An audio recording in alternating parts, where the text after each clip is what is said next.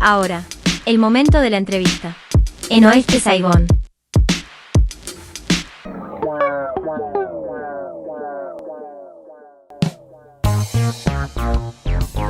...29 minutos pasan de las 9 de la noche... ...y estamos en comunicación con María del Carmen Verdú...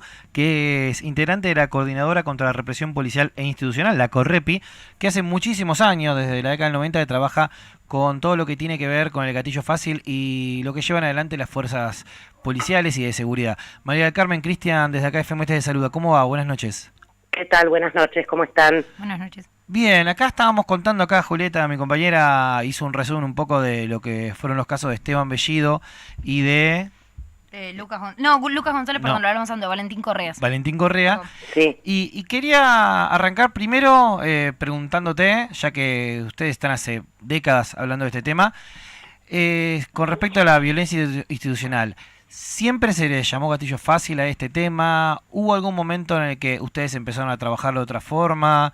Esto, a ver, obviamente que viene seguramente resabios de las diferentes dictaduras que tuvimos durante la historia argentina del siglo XX, pero quería preguntarte cómo viene este trabajo que llevan adelante ustedes desde hace cuántos años. En primer lugar, es un error colosal simplemente reducir el tema de la represión estatal a resabios de la dictadura, herencia del autoritarismo, del terrorismo de Estado, etcétera, porque entonces no tienen explicación los casos anteriores. Claro. Y podemos rastrear fusilamientos de gatillo fácil, muertes en la tortura, detenciones arbitrarias, desapariciones forzadas, etcétera, desde el inicio mismo de nuestra Constitución como nación.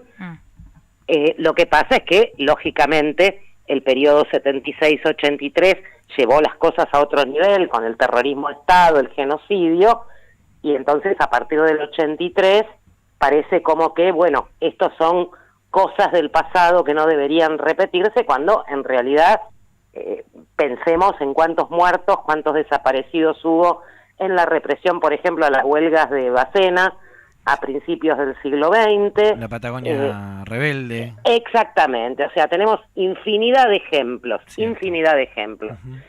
En realidad de lo que se trata es de una herramienta que está en la mochila de cualquier gobierno que tenga que administrar una sociedad dividida en clases, pero que se va a expresar y va a ser administrada de distinta manera según las características del gobierno de turno y según fundamentalmente la necesidad concreta de cada etapa. O sea, un mismo gobierno, y el actual es uno de los mejores ejemplos, que en 3 años es como si fuesen 3 gobiernos distintos, Sí. Va a administrar la represión de distinta manera según los momentos que va atravesando históricamente. Esto lo vemos claramente cuando comparamos cómo se reprimió con Alfonsín, Sí. con Menem, con De la Rúa, con Duhalde, con cada uno de los 3 gobiernos kirchneristas, con la pesadilla del macrismo y actualmente. Claro. Donde incluso, quiero resaltar esto, pues me parece que es fundamental para entenderlo, no es lo mismo la gestión del actual gobierno nacional entre diciembre de 2019 y marzo de 2020, el periodo de la pandemia y el periodo posterior a la derrota electoral. Tiene que ver con el disciplinamiento que busca... El control social Claro. y el disciplinamiento, esa es la clave, exactamente. Y por el otro lado preguntabas esto de gatillo fácil. Sí. Gatillo fácil es una expresión bien concreta que refiere a una de tantísimas modalidades de la represión estatal que causan muertes, y que es el fusilamiento de una persona desarmada, que no está generando ningún peligro ni para terceros, ni para el propio policía, gendarme, prefecto o lo que sea, en la vía pública. Por eso el caso que ustedes mencionaban recién de Lolo Regueira, Sí. este hombre asesinado en la represión en las afueras del partido de fútbol de Gimnasia de La Plata, no es un caso de gatillo fácil, sino de muerte en una represión a una situación de concentración popular. En consecuencia directa. Como cuando hablamos de Sergio Durán o de Walter Bulacio, Claro. tampoco estamos hablando de gatillo fácil, esas son muertes por tortura en comisaría. Claro, obvio. Claro, la Son violencia... distintas modalidades. Claro, de violencia institucional. de diferentes Claro, maneras. nosotros desde Correpi preferimos decir represión estatal, Ok, porque mirá. violencia institucional es como el género, es mucho más amplio, porque también es violencia institucional que para que mi vieja jubilada pueda ver un médico se tenga que levantar a las 4 de la mañana porque a las 7 se agotaron los números para el turno. Claro, sí, es cierto. O que vos no puedas llevar tu nene o tu nena al colegio porque no tenés vacante. Eso también es violencia institucional. Ujú. ¿Mm? Claro. Pero cuando estamos hablando de fuerzas de seguridad y muertes, es represión estatal. Perfecto. Buenas tardes. Buenas noches. Estoy en una. Buenas noches, María. ¿Cómo Bueno. andás? Te saluda Julieta. Qatar. Quería también consultarte en relación que estuve mirando un poco la página de Correpi, que la verdad tiene información muy interesante. ¿Cómo, o sea, podrías, no sé si catalogar, pero, o posicionarte en relación a los presos políticos por militancia también que hay, desde por ahí la función que tiene la organización? Es un tema absolutamente central en Correpi, la defensa Sí. de toda persona que sea represaliada por luchar. Ujú. En muchos casos, detenidos o detenidas, en este caso presos o presas políticas, o simplemente represaliados enfrentando causas penales, porque la criminalización de la protesta, del conflicto social, es una herramienta que a lo largo de los años ha ido creciendo y cada vez nos genera situaciones más complejas. Mm. Eso es justamente cuando nosotras y nosotros definimos nuestro ámbito de militancia, Claro. decimos, por un lado, es la denuncia y la confrontación con las prácticas represivas que generan muertes, lesiones, privaciones de libertad, etcétera, o sea, gatillo fácil, desapariciones, torturas, femicidios de uniforme, Ujú. los hostigamientos y el verdugueo en los barrios, y por el otro lado, esto que tiene un carácter, si querés, más selectivo, que es la represión que se descarga sobre los sectores más organizados de las clases populares a través de o la represión directa en movilizaciones, manifestaciones, etcétera, Sí. o la criminalización con la utilización ahí, no ya de la fuerza de seguridad, sino del aparato judicial. Claro. Claro, obvio. Te hago una pregunta, María del Carmen, porque hace unas semanas detuvieron a gente de una organización de ultraderecha, que era esta Revolución Federal.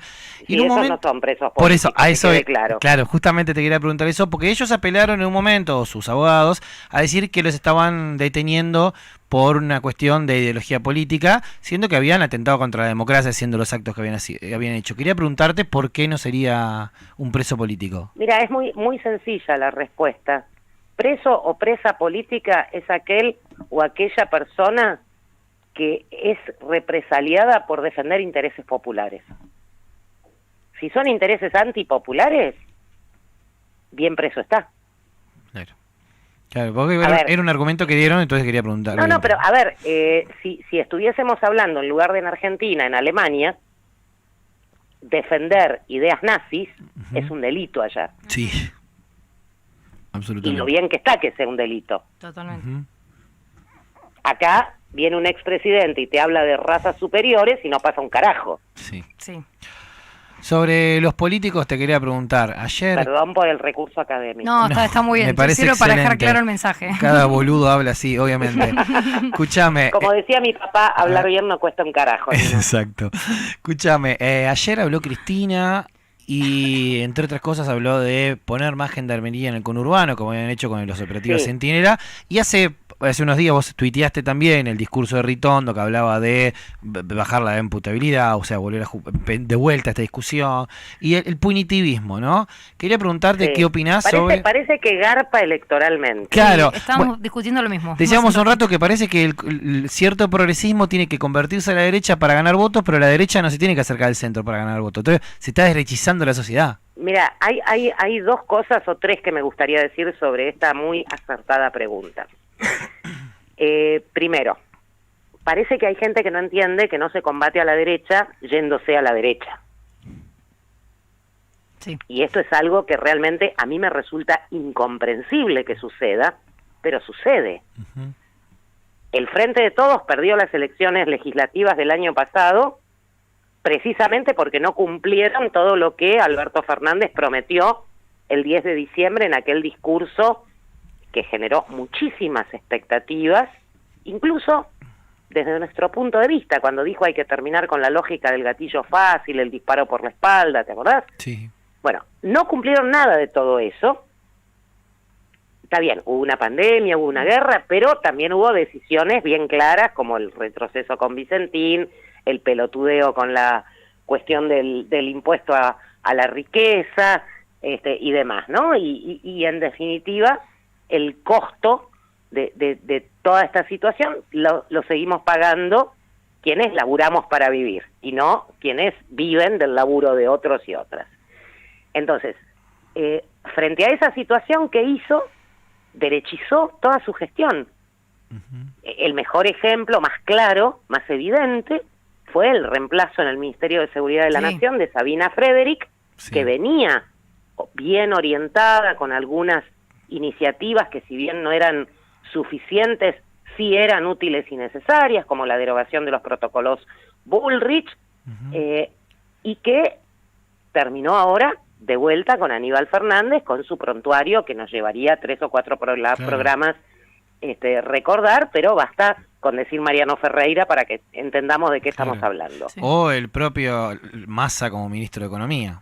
Massa como ministro de Economía, y por el otro lado algo que vienen sosteniendo desde el propio 10 de diciembre de 2019, que tampoco te pueden explicar racionalmente, que es Berni en el Ministerio de Seguridad de la provincia. No se entiende, honestamente. O sea, no hay quien te lo pueda explicar, y cualquier cosa que te digan suena a estúpido, porque bueno, lo cierto es que ahí está, y no es que no sabían quién era. Si hay un paquetito bien abierto que compraron, fue el de Berni. Sí, totalmente.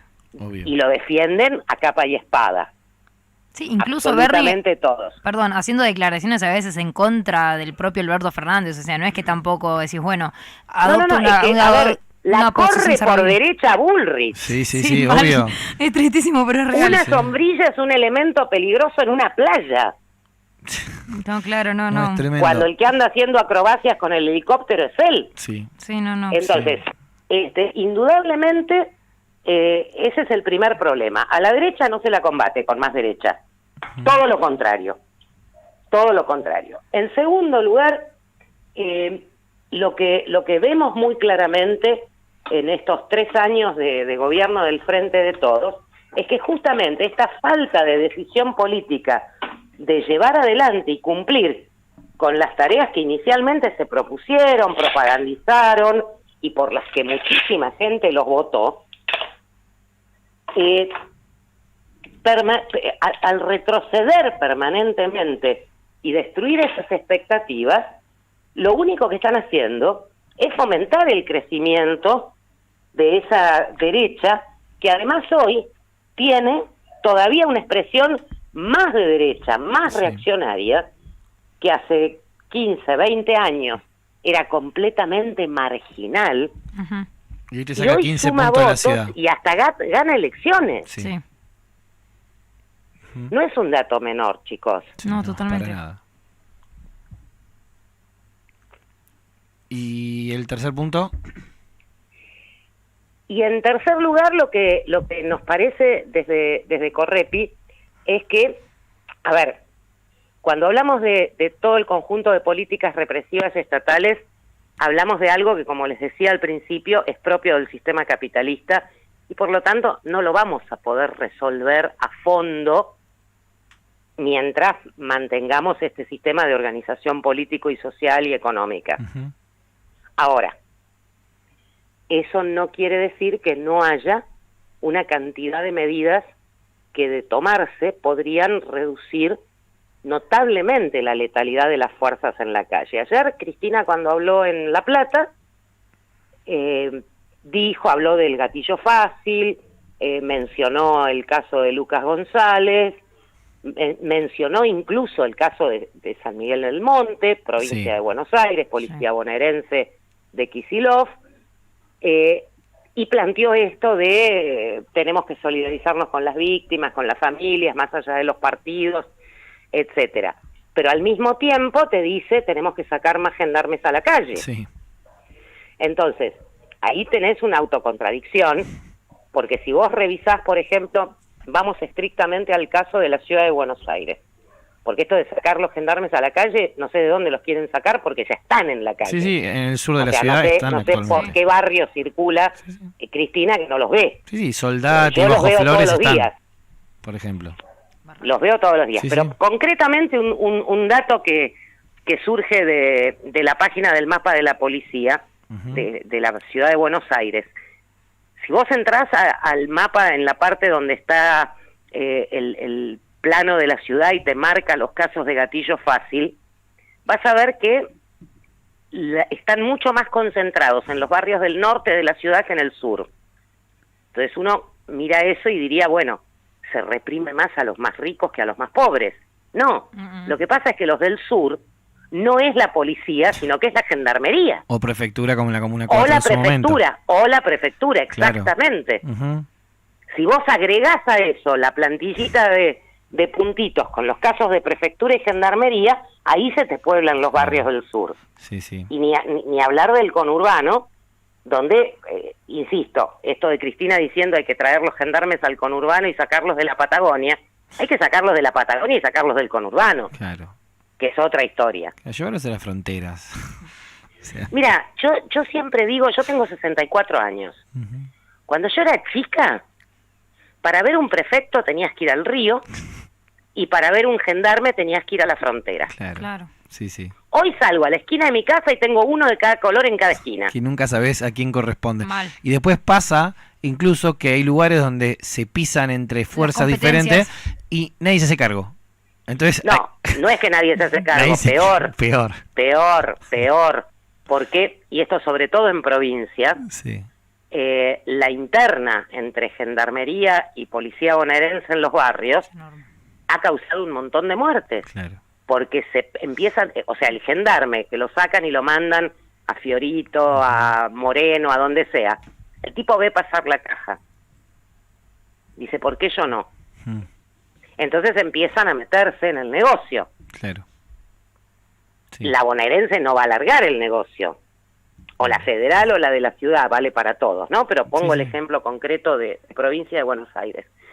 Entonces, la pica entre ambos para ver quién le cobra la protección al prostíbulo que explota a niños, niñas, adolescentes y mujeres, o al desarmadero de autos, o al kiosco del narcotráfico, se convierte finalmente en una guerra entre ellos y en el medio te lo matan a Bellido. Claro, obvio. María del Carmen, te agradecemos mucho por la comunicación. No, al contrario, un abrazo grande. Abrazo, chau, chau. Gracias.